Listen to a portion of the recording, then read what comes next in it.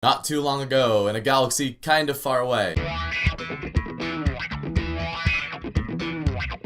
So Guardians of the Galaxy Volume 2 is directed by James Gunn, and it's the second movie in the Guardians of the Galaxy series and the, 16th, 17th movie in the MCU. We're approaching 9 years, guys. They've had a lot of movies. And this movie picks up right where the first Guardians of the Galaxy left off. The Guardians are now a team, and most of this movie centers around Star-Lord. Kurt Russell comes into the picture. He's Star-Lord's dad, and so it's this kind of a bonding movie between those two. And then kind of just other Guardians of the Galaxy space things with some gold people and Nebula. Now, I did review the first Guardians of the Galaxy when it came out. I really did enjoy the movie. I didn't love it as much as everyone else did. I wasn't losing my mind, this is the best Marvel movie of all time. But I still really do enjoy the movie, and I watch it from time to time. Marvel sequels can kind of be hit or miss. You have the Iron Man 2s, the Thor 2s, and then you have Captain America 2 and 3, and then somewhere in the middle of that, you have Iron Man 3. And Guardians of the Galaxy 2 is definitely not as good as the first one. There is a lot of enjoyment to be had in this movie, though. There's a couple of people in this movie in particular that really bring their A game. The ones that really stood out to me, Chris Pratt, Dave Bautista, and Michael Rooker. Like I was saying earlier, this movie really is Star-Lord's movie, and Chris Pratt, he can fall into his, Chris Pratt-isms. He was doing Parks and Rec and some other shows before Guardians 1, but Guardians 1 really just launched him into stardom, and ever since then, in a lot of his other movies, like Magnificent Seven, he's still good. But you're watching it and you're like, you're still Star-Lord. And in this movie, he's still Star-Lord, because obviously he's playing the character of Star-Lord, but just when he was with Kurt Russell especially, he had a lot of emotion in this movie, and I really liked it. In fact, most of the time when Star-Lord and Ego are together, those scenes were really great. Dave Bautista, I thought was okay in the first movie. I thought he could have been better, and in this movie, I do think he was a lot better for what he was given. Emphasis on for what he is given, because he's not given a whole lot to do in this movie. He is given a lot of comedic relief stuff, and that kind of is just his main point in being in this movie. In the first movie, Drax had a lot more emotion to him, and in this movie, there's one or two scenes when they kind of delve into that more. And then he only has one action scene in this movie. I think Drax should have had more action in the movie, and I do think they should have given him more to do on the dramatic side rather than just him telling penis jokes. But for what he was given, I think Dave Bautista did a pretty good job. And Michael Rooker as Yondu, he was a cool character in the first movie. Didn't really stand out that much for me. But in this movie, he is given more to do. He has a cool relationship with Rocket Raccoon, and their banter back and forth I think is really good. They're both able to learn from each other. Most everybody in the movie does a good job. I thought Zoe Saldana was really good. Kurt Russell was good. They don't milk Baby Groot as much as I thought they would. They definitely milk him. I thought it was going to feel like Minions overkill, though. It doesn't feel quite like that. The first scene of the movie is all Baby Groot, but I thought they used him in just the right amount. Speaking of that opening scene, the first 10 to 20 minutes of this movie, really cool. The last 20 minutes of this movie, also really cool. But the middle hour and a half,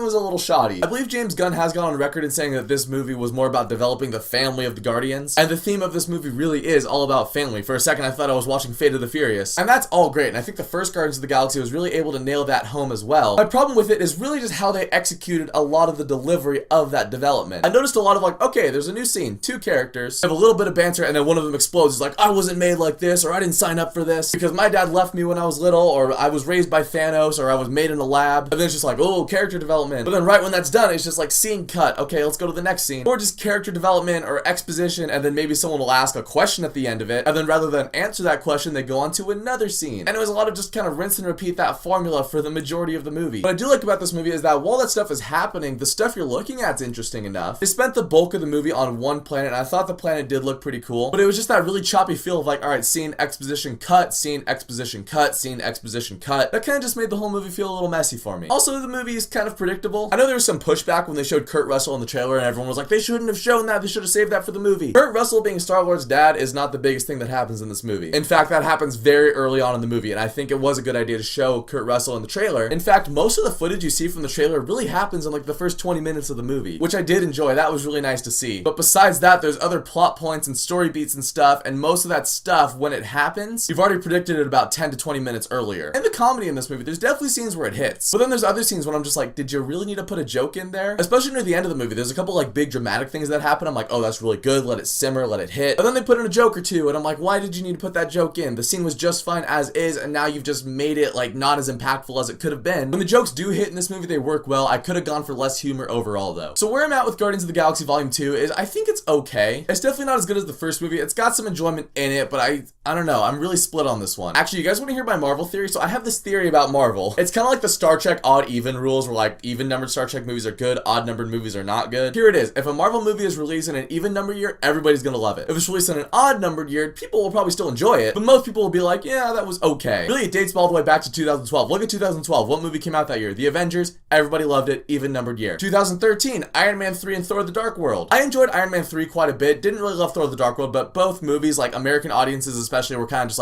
they're okay. 2014, Captain America: The Winter Soldier, Guardians of the Galaxy. Both both beloved Marvel movies. 2015, Age of Ultron and Ant-Man, both movies, you know, they did okay, but most people were like, yeah, they're fine, or they're good. 2016, Civil War, Doctor Strange, both beloved by both fans and critics. So now I'm looking at 2017 and I'm like, okay, Guardians of the Galaxy was okay. What does this tell me about Spider-Man and Thor? I don't know. I'm sure both movies will be enjoyable, but I don't know, it's just kind of a trend I've noticed. In the end, I think there's a lot of things to improve in Guardians of the Galaxy. Would I be able to improve them? Probably not. But I left the movie and I was like, okay.